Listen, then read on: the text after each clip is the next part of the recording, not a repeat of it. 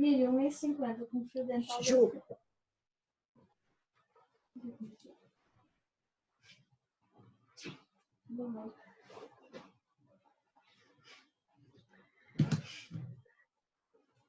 Oi, gente. Voltando. Deixa eu só me acertar aqui. Aqui.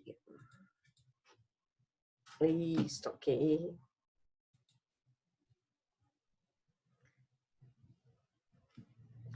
Deixa eu só dar um recadinho enquanto o pessoal vai se conectando aí. A primeira aula que eu dei não foi gravada, tá? Então, é assim, se alguém quiser assistir, eu vou dar ela de novo às 8h30, tá? Para poder gravar, porque ela não foi gravada e como tem gente que não assistiu, então eu vou estar repetindo, mas é a mesma coisa, os mesmos dizeres e tudo mais, tá bom? Aqui.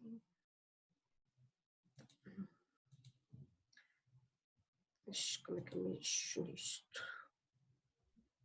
Ok. Gente, vamos lá, tá todo mundo me ouvindo? Só preciso que dê um ok, que aí eu já começo.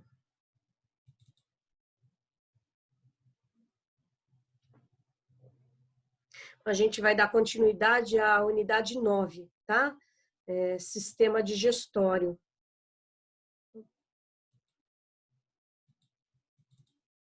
Pronto, tá aqui. Então, continuando. Tá? A gente vai lembrar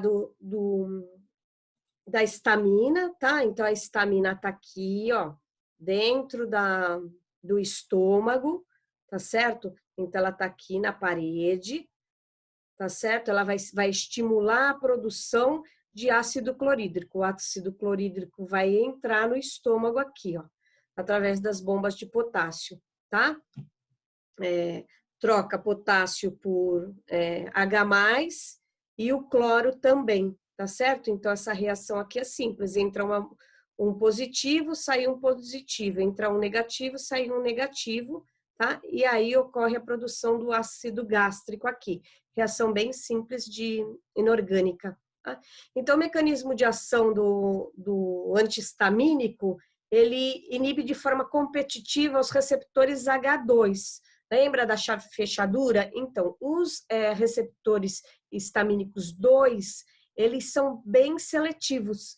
Então, dá para usar essa medicação que ela é assertiva, sem problema nenhum, tá? Vai diminuir a produção de secreção gástrica do paciente, tá? Os mais comuns, os medicamentos utilizados, é a cimetidina. Ela já caiu até em desuso, tá? A cimetidina, ela nem é utilizada mais. É a ranitidina e a famotidina. A ranitidina, ela é usada por quê? Porque o omeprazol, que a gente vai ver logo a seguir, que é inibidor de bomba de prótons, ele tem interação medicamentosa com medicamentos para tuberculose. Então, e o medicamento para tuberculose causa dor de estômago, porque ele é muito forte. Então, tem que tomar a ranitidina. Ela ainda é bastante vendida em drogarias, tá? Mas já caiu em desuso, tá? Tanto a cimetidina como a ranitidina, né? Então, hoje em dia, as prescrições são de famotidina mesmo, tá? Os efeitos colaterais. Acaba causando, por consequência, diarreia. A cefaleia é porque você está mexendo com toda a parte dos elétrons do corpo, tá? Fadiga e a constipação intestinal também ocorre em casos, né? Dependendo do organismo da pessoa, tá? Agora a gente vai estar falando das bombas de prótons, tá? As bombas de prótons é o omeprazol, que todo mundo conhece, mas eu vou até pintar ele de azul para explicar uma coisa para vocês. Existem alguns trabalhos que dizem que o omeprazol ele causa pólipos no intestino. Então, gastro, né? Se você for num médico especialista do estômago, ele não recomenda o uso de omeprazol. Mas em todas as prefeituras e no SUS, ele é padronizado e distribuído gratuitamente. E esse é um medicamento que já caiu, ele precisa de receita, mas ele já caiu na crendice popular. Então, sabe aquela história de um vizinho indicar para o outro? Então, ele deve ser tomado em jejum, tá? Sempre em jejum, meia hora antes do café, mas ele não está recomendado por gastro, por causa desses efeitos colaterais que eles aparecem. Então, o lanzoprazol, o esomeprazol é caro, é na faixa de R$100 e poucos, né? Então, mas é o que os gastros prescrevem, é o omeprazol. Tá? Eles são profármacos. O que são profármacos? São fármacos que eles são ou revestidos, então o comprimido revestido, ou ele é em cápsula, porque eles precisam do meio ácido para reagir. Senão, eles passam e são neutralizados, tá? Então, a gente chama de profármacos. Eu coloquei bem aqui para ficar destacado, ativado em ambiente ácido, tá certo? Eles inibem as bombas de prótons. Aí, a gente aqui, ó, vai perceber, tá?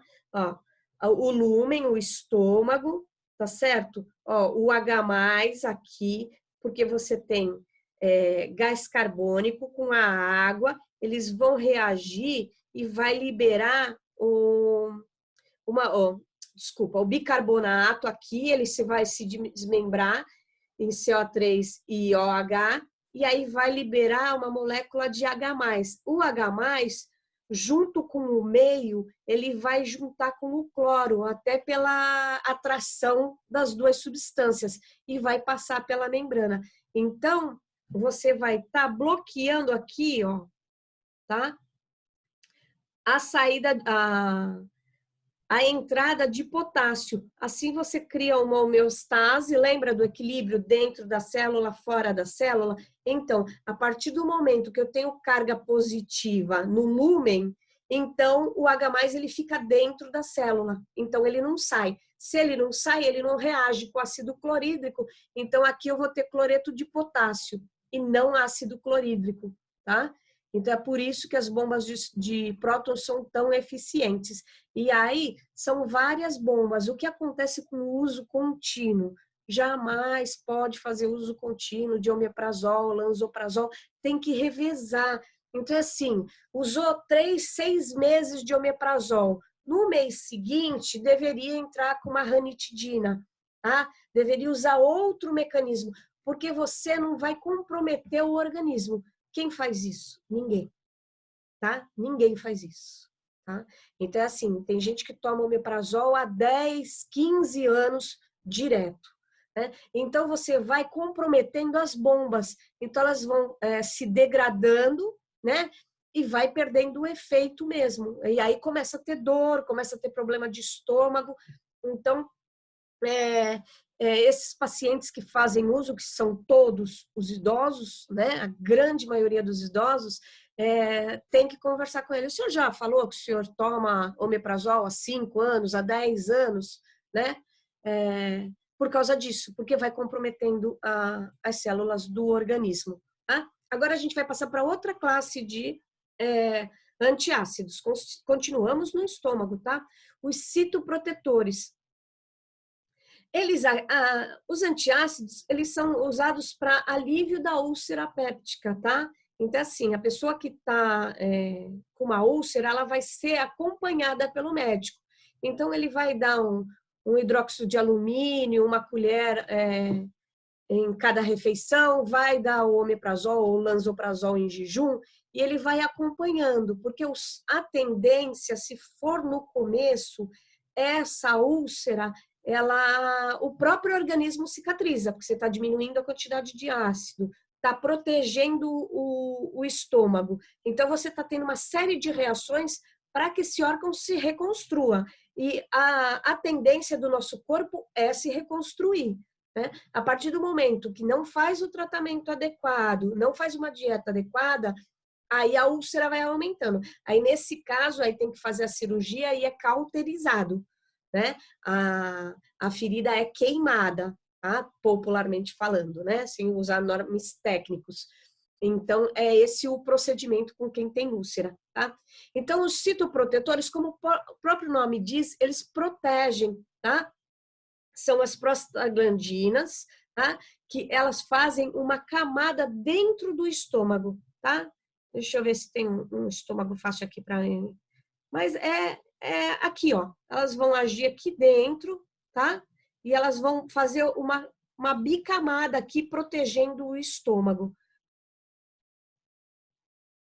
Deixa eu voltar lá, as bombas de prótons aqui, ó, tá? Então, eles estimulam a produção de muco e bicarbonato. O bicarbonato vai diminuir a acidez do estômago e o muco vai ficar em volta das paredes, tá?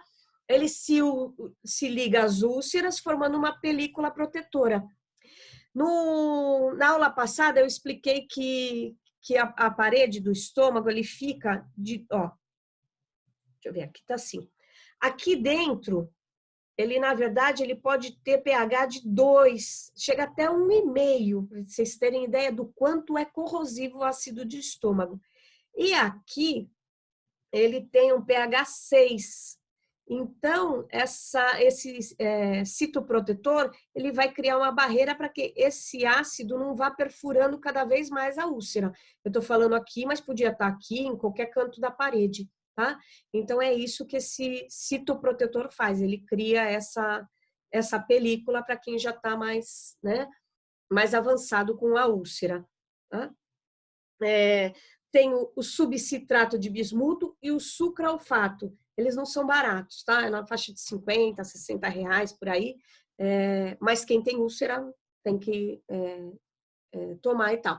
O subcitrato de bismuto, ele causa diversos efeitos colaterais, tá? Deixa eu até por efeito colateral do bismuto. Enquanto o sucralfato não tem efeito colateral nenhum.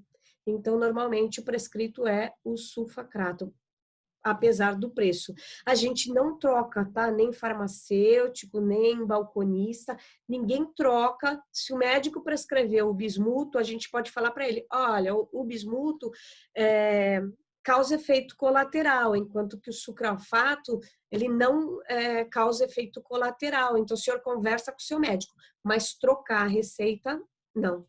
Tá bom? As prostaglandinas sintéticas, elas são citoprotetores. O que acontece com as prostaglandinas? É o mesmo mecanismo de ação, vai produzir muco, vai proteger a parede, mas o medicamento que tem essa substância é o Cytotec. E o que aconteceu? Descobriram que ele causa contrações uterinas. E aí houve uma época no Brasil, na década de 60, 70, que ele virou um abortivo mais vendido. Então, as pessoas falavam que ia comprar para o estômago e, na verdade, era para aborto, tá? Então, ele foi proibido. Então, hoje em dia, não é mais possível fazer uso, né? Ele, na verdade, assim, né? Nós somos profissionais, a fábrica saiu do Brasil e foi para o Paraguai, muito longe, né? E muito difícil das pessoas atravessarem e pegarem o Cytotec lá para fazer aborto. Então, é assim, é Brasil e a gente tem que falar a verdade do que acontece aqui. As pessoas atravessam, vão para o Paraguai, compram o Cytotec e usam. Só que o Cytotec, tem mulheres que tomam comprimido, quando tem óbito fetal, tem que usar. Aí, toma um e põe um intravaginal de 6 em 6 horas. Começa de 8 em 8 horas. Se não tiver reação em 12 horas, aí o médico aumenta para de 6 em 6 horas. Mas isso quando tem óbito fetal, a mulher precisa expulsar esse feto porque ele morreu dentro da barriga.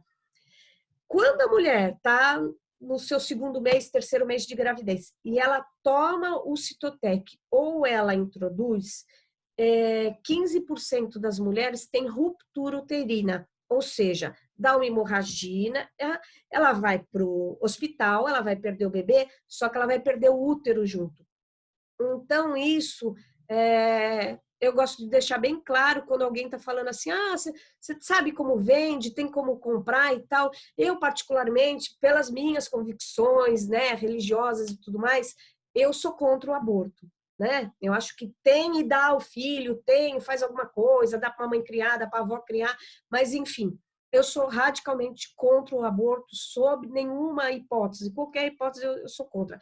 Mas o perigo do Citotec é esse, é causar a ruptura uterina. Então, assim, essa mãe nunca mais vai ser mãe, né? Então, a gente tem que deixar isso claro como profissional de saúde. Né? Porque quando vão atrás, você não vai vender, mas vai ter gente que vai atrás e vai... A gente sabe como funciona, né? Infelizmente, faz parte da vida. Bom, vamos entrar agora no H. pylori. O H. pylori é uma bactéria que se desenvolve, que você vai adquirir ela pela alimentação, né? Ela vai entrar pela via oral e ela se instala no meio ácido. Então, ela se instala... A acidez do estômago já é para matar as bactérias. Então, é um sistema de defesa fisiológico do nosso organismo que deveria matar todas as bactérias. Mas a H. pylori sobrevive à acidez do estômago, né? E aí é o que eu falei, começa a dar azia, começa a dar vômito em alguns casos, a pessoa vai tomando antiácido, vai tomando chazinho. Quando ela vai num clínico, que ele pede uma endoscopia, aí que vai descobrir que está com essa bactéria. Essa bactéria é muito resistente, é muito difícil tratar. E aí você vai receber uma receita na drogaria assim, ó. Amoxicilina, que é um antibiótico, a gente vai ver lá na frente. Claritromicina é outro antibiótico que a gente vai ver lá na frente. Lansoprazol, tá? Todos os três vêm dentro da mesma caixa, tá? Tratamento para 14 ou 28 dias. Eu vou falar uma coisa da minha experiência. 14 dias, a pessoa volta, tá? Então, assim, você vende porque a pessoa não tem condições, porque é na faixa de, acho que R$300 isso aqui, né? Acho que é 160 ou 140 o de 14 dias e é R$300. E aí, assim, por exemplo, que nem na prefeitura, eu estou na prefeitura, eu só tenho amoxicilina, porque não é padronizado nas unidades básicas. Eu tenho que dar a claritromicina junto. Então, o paciente tem que pegar no Emílio Ribas, que é no Itapema. Aí o paciente fala assim, não, me dá só a amoxicilina com o omeprazol, né? Que aí depois eu vou. Eu não dou. Por quê? Porque se eu der amoxicilina, ele vai tomar amoxicilina e vai tomar o omeprazol, e ele não vai comprar a claritromicina, porque a claritromicina é o item mais caro, né? Então, ele não vai até lá o Itapema buscar gratuito e nem vai comprar. A receita, lembrando que vence em 10 dias, né? Então, é assim, só faz efeito se for tomar os 3 medicamentos juntos. Senão, não faz efeito. É muito chato, é cansativo, porque assim, a claritromicina é de 12 em 12 horas, a amoxicilina é de 8 em 8, o lansoprazol tem que tomar em jejum, né, para diminuir a acidez gástrica, entendeu? Então, funciona, mas tem que tomar tudo junto e tem que pôr, eu falo que tem que pôr despertador, né? Então, eu falo para os pacientes que pegam, e de todas as idades, tá? Já vendi essa receita aqui, já peguei criança com 10 anos que pegou H. pylori, né? A gente não sabe onde a pessoa come, como é a higiene, enfim, qualquer um, não precisa ser... eu falo isso porque até em restaurante você também pode contrair. Então, tem que fazer o tratamento, porque senão compromete mesmo. E aí depois a pessoa fica com uma série de comprometimentos, porque muda o paladar também, tá? Quando fez esse tratamento também não funcionou, ela vai precisar de um quarto medicamento junto, tá? Então, aí é colocado metronidazol. Metronidazol, ele também é antibiótico, mas ele é antifúngico também. Então, aí você vai colocar, vai associar um citoprotetor, mais um antiácido, mais o antibiótico, tá? Então, você tem que atacar de todos os jeitos possíveis para matar essa bactéria, né? Mas a adesão do paciente, se o paciente não colocar o relógio e tomar os 28 dias certinho, ele volta. Ele volta e vai comprar na sua mão mesmo, tá certo? Aqui, gente, são as reações químicas que eu falo para vocês, que eu não quero que vocês fiquem querendo gravar, mas vocês têm que saber que ela existe, tá? Então, as bombas de prótons, tá? Os receptores na célula parietal, tá? Que é a célula do estômago, a célula epitelial superficial, tá? Então, a gente tem aqui as duas camadas, tá certo? Ó, o misoprostol, que eu falei que ele é citoprotetor, o Citotec, ele vai proteger a parede, vai criar uma película se tiver úlcera, tá? Então, ele tá entre uma barreira e a outra barreira, tá certo? As células C e G que eu mostrei lá na frente, então uma tem o receptor da acetilcolina, a outra tem o receptor da gastrina, né? E os histamínicos, tá certo? Então aqui é só para vocês terem uma noção da onde age. Ó, aqui, esse aqui está explicando sobre o H. pylori, tá? Que ele se instala aqui, ó, entre uma barreira e a outra. Então, aqui, ó, os medicamentos. O bismuto, o citoprotetor, o metronidazol e antibiótico, a tetraciclina, a carnalitromicina e a amoxicilina. Aí, esses 4 são antibióticos, tá certo? Para matar a bactéria, tá? É só mais ilustrativo mesmo, tá? Agora, a gente vai mudar para outro tema, que são os antieméticos, tá? Então, os que vão tentar barrar o vômito. Então, antes de tudo, a gente precisa entender a fisiologia de como o nosso organismo funciona. Desculpa. O centro do vômito, ele é no bulbo, tá? Então, ele é aqui, ó, tá? Ele vai agir, como é que eu vou explicar para vocês? Vocês têm, quando você vomita, então, por exemplo, você comeu uma comida, ela te irritou o estômago. Essa irritação, ela vai, via neuronal, avisar o centro do vômito. Ó, tem alguma coisa aqui que está errada. O que primeiro o centro nervoso vai fazer? Aumenta o ácido para ver se essa comida vai ser digerida. Entendeu? Dependendo da comida, ela vai gerar mais toxina porque aumentou o ácido. Aí, o centro do vômito, ele produz uma série de reações. Então, aumenta a saliva, dá taquicardia. Se vocês perceberem, todo mundo aqui já vomitou. Então, assim, é uma série de sensações de frio, febre, né? O peristaltismo, que você começa com aquele... né? Antes do vômito, tudo isso é produzido nesse centro, no bulbo, na cabeça, tá? Isso precisa ficar claro para vocês. O que acontece? No centro do vômito tem os receptores, né? De histamina e os receptores muscarínicos. Receptores muscarínicos são os do sistema nervoso, tá certo? Ele produz substâncias endógenas para tentar equilibrar o corpo, mas também a gente pode e vai trabalhar com substâncias exógenas, os fármacos, tá? E aí entra as medicações mais comuns, o Dramin. Por que o Dramin provoca sono e sedação? O pessoal dorme e usa o Dramin para viajar, porque ele vai atuar diretamente nesse centro do vômito. E uma das funções que o corpo reconhece como para tudo que está acontecendo alguma coisa errada, é ele te pôr para dormir. Relaxa, porque está tudo em excesso aqui, né? Então, assim, quando o alcoólatra vomita, ele em seguida, ele às vezes não desmaia e dorme imediatamente. entendeu? Porque esse centro, esse bulbo aqui, o centro do vômito, ele está tentando salvar o organismo. Ele não sabe o que está acontecendo, não sabe que o beber é voluntário, que ele podia ter parado antes. Então, ele vai pôr para fora para tentar reequilibrar o organismo, tá? Sempre o nosso organismo vai tentar se reequilibrar de alguma forma.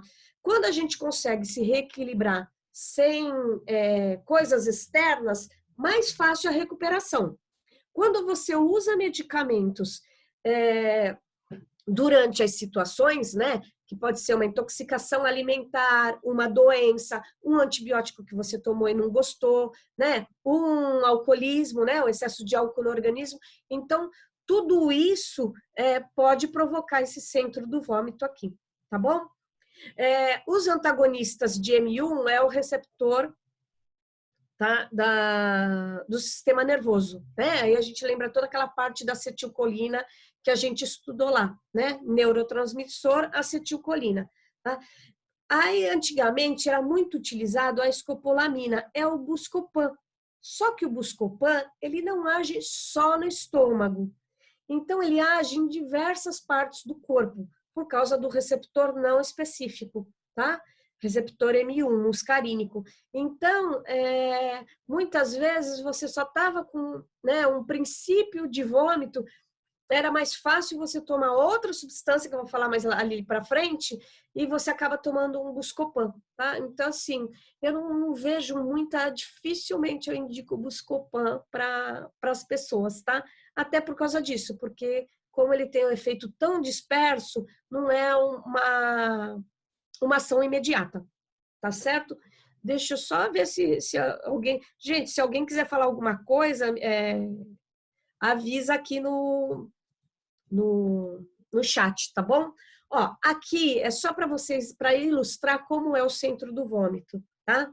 Então, aqui eu vou ter o bulbo, e olha só o que eles, as quantidades, ele vai ficar aqui, localizado aqui, eu só pus aqui para vocês entenderem todos os tipos de reações e de mensagens que ele recebe. Então, ele pode receber de uma medicação, né, um antibiótico que forçou o estômago, e aí ele tenta vomitar, tá? Ele pode receber uma comida intoxicada, ele pode ter uma intoxicação alimentar que pega o intestino todo, compromete, também vai ocasionar o vômito. Então, tudo isso aqui, além da resposta, você tem a... Ixi, deixa eu ver como é que faz. Espera aí, gente.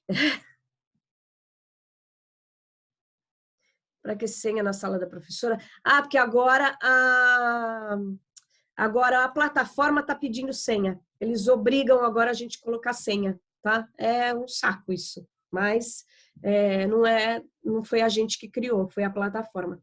Então, ele precisa mandar as respostas. Então, isso aqui, ó, quando ele é ativado, então ele precisa falar para o coração, bate, saliva, aumenta, para ver se... Então, por isso que a gente chama centro nervoso, porque todo o organismo vai agir aqui e provocar o vômito. Por exemplo, quem está fazendo uma quimioterapia, tá? Então, quem está fazendo uma quimioterapia sabe que é uma substância forte, precisa dela, e qual é a primeira situação que o organismo faz? Deixa eu colocar isso aqui para fora, isso está me fazendo mal, né? Então, por isso que as quimioterapias precisam ser bem dosadas, porque você precisa dosar as outras reações que teu organismo vai ter, tá? É só para vocês entenderem o quanto é complexo o centro do vômito. Se vocês tiverem oportunidade, tem diversas explicações sobre o vômito no YouTube. É muito legal para você ver o quanto mexe com o corpo, dá tremor, né? Ele mexe com todo o organismo, o vômito, né? Os fármacos, tá? A bromoprida, ela é prescrita para RN, tá? Para bebê, acabou de nascer. Por quê? Porque ele vai agir, e a metoclopramida, ele vai agir abrindo o esfíncter debaixo do estômago, tá? Então, eu gosto muito quando, quando a gente passa por essas situações que os pacientes vão na drogaria, pedir ajuda e tal, eu gosto da bromoprida, por quê? Porque ela abre aqui, ó, o esfíncter e ela ocasiona um esvaziamento. Então, se você tá... Você esvazia. Então, se você esvaziou o estômago, automaticamente você vai relaxar, né? Medicação para criança normalmente é uma gota por quilo, tá? Não me indiquem nada para criança de 3 anos para baixo, jamais, tá? Sempre o aconselhamento é ir ao pediatra, tá? Porque se acontece alguma coisa com a criança, pode ter certeza que sua mãe vai voltar lá e vai falar que você é a culpada. Ai, nossa, deu 5 minutos para falar. Vamos lá.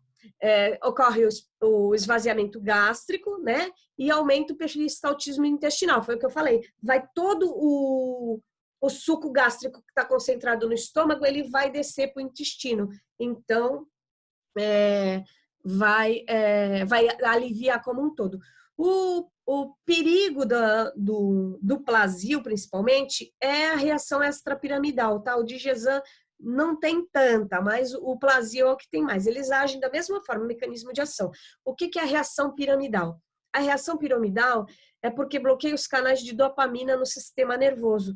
Então, apesar de ter aliviado tudo, a pessoa ainda está com uma taquicardia, então ela ainda está se sentindo mal. Então ela pode falar para você, não melhorou nada, eu tomei Plasio e ele não funcionou. Ele funcionou, só que o uso contínuo dele pode provocar essa reação piramidal, tá?